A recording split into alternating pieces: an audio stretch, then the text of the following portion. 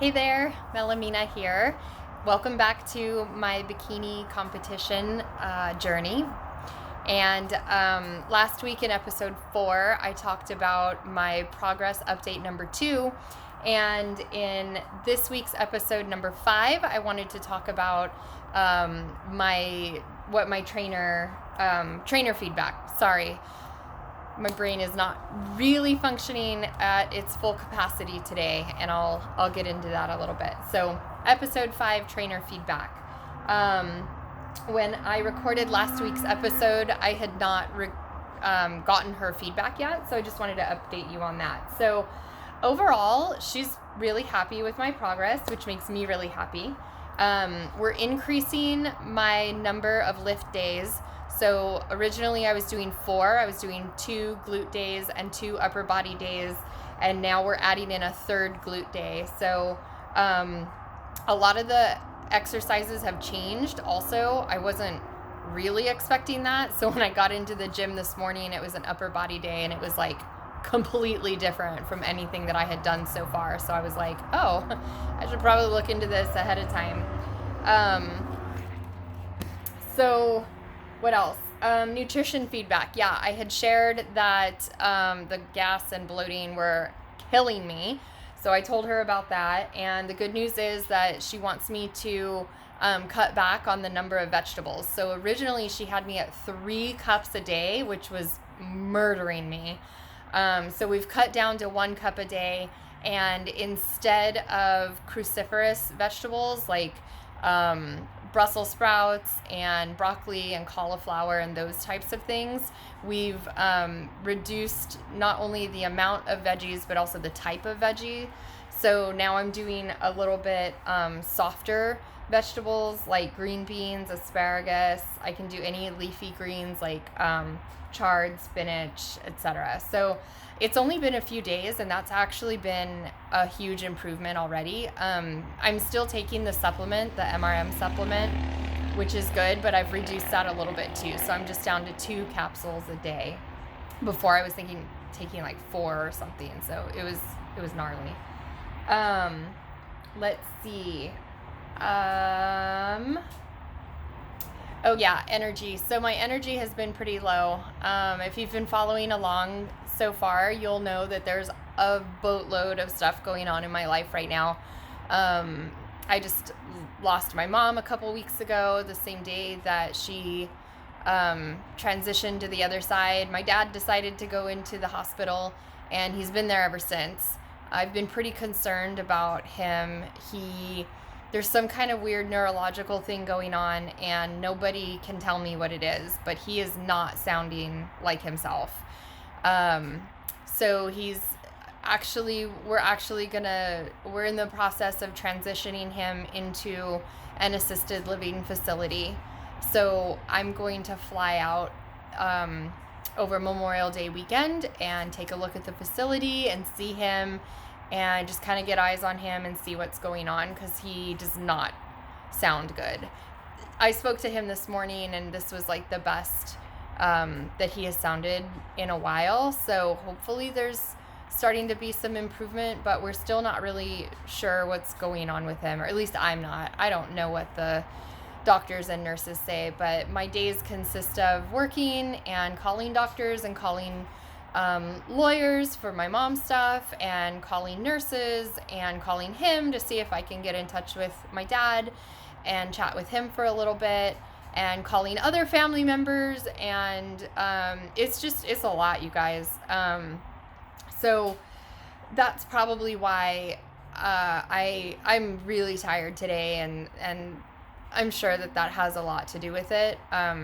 My workout this morning was a little bit more challenging, partially because I wasn't familiar with the exercises yet, but a lot of it too is like my body is just exhausted.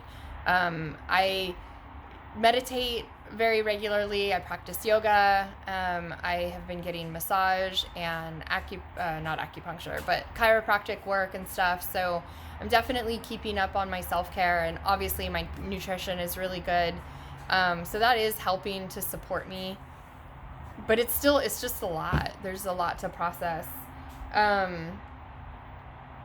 And then speaking of nutrition, this past weekend we attended one of our friends' weddings, and that I used that as my cheat meal. And I didn't anticipate going ham, but I did, and that was another thing that my coach worked into my meal plan now, is once a week I'm allowed to have one alcoholic beverage, but it needs to be something, either 5 to 6 ounces of a dry wine or one shot of a liquor with no mixers.